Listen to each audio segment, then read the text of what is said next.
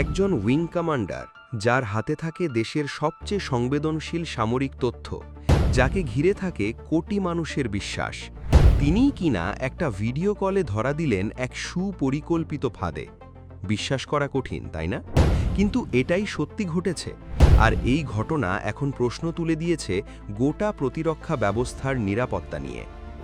ভারতীয় সেনাবাহিনীর অন্দরমহল থেকে এমন একটা খবর সামনে এসেছে যা সত্যি ভাবিয়ে তোলার মতো।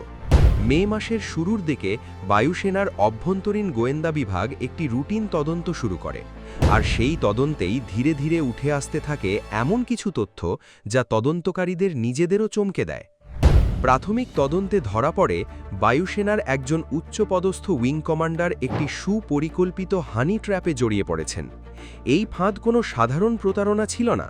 রিপোর্ট অনুযায়ী এটি পরিচালিত হয়েছিল সরাসরি সীমান্ত পারের একটি গোয়েন্দা সংস্থার নির্দেশনায়। কিভাবে শুরু হয় পুরো ঘটনা?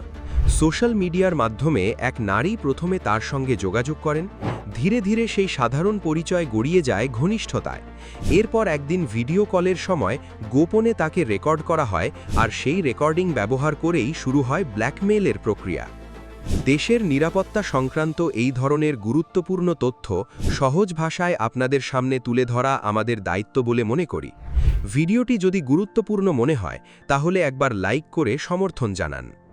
তদন্তে আরও উঠে আসে ওই নারী তাকে অনুরোধ করেন তার এক সহকর্মীর ফোনে একটি নির্দিষ্ট অ্যাপ ইনস্টল করাতে। এই অ্যাপটি আসলে ছিল একটি স্পাইওয়্যার, এমন এক ধরনের সফটওয়্যার যা সাধারণত প্লে স্টোরে পাওয়া যায় না, বরং সরাসরি এপিকে ফাইল হিসেবে হোয়াটসঅ্যাপের মাধ্যমে পাঠানো হয়। একবার এই অ্যাপ ইনস্টল হয়ে গেলে দূর থেকেই সেই ফোনের প্রায় সমস্ত তথ্য নিয়ন্ত্রণ করা সম্ভব হয়ে যায়। উল্লেখযোগ্য বিষয় হল, অভিযুক্ত ওই কর্মকর্তা একদম ফিল্ড ইউনিটে কর্মরত ছিলেন, অর্থাৎ একদম গ্রাউন্ড লেভেলের অপারেশনাল কাজের সঙ্গে সরাসরি যুক্ত ছিলেন তিনি। এর অর্থ তার কাছে থাকা তথ্যের গুরুত্ব এবং সংবেদনশীলতা ছিল অনেক বেশি।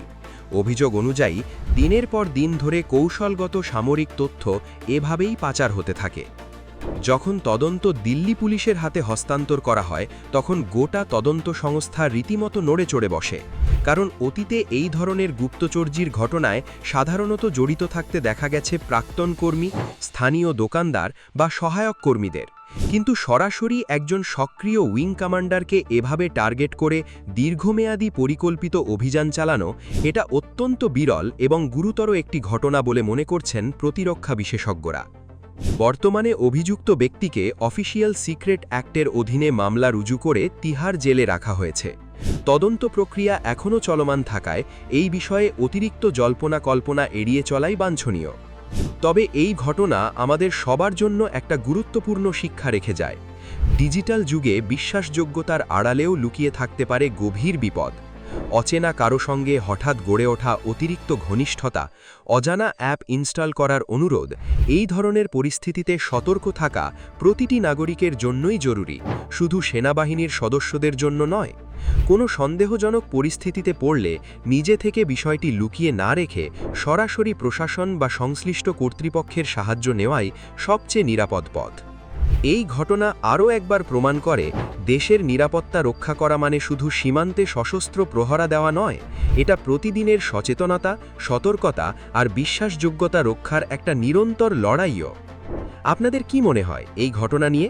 নিচে কমেন্টে আমার ভারত লিখে আপনার প্রতিক্রিয়া জানান। শেষ কথা, দেশের নিরাপত্তা রক্ষায় প্রতিটি নাগরিকের সচেতনতাই সবচেয়ে বড় হাতিয়ার। এই ভিডিওটি শেয়ার করুন যাতে আরও বেশি মানুষ এই ধরনের ফাঁদ সম্পর্কে সতর্ক হতে পারেন আর ভবিষ্যতে এমন পরিস্থিতি এড়িয়ে চলতে পারেন।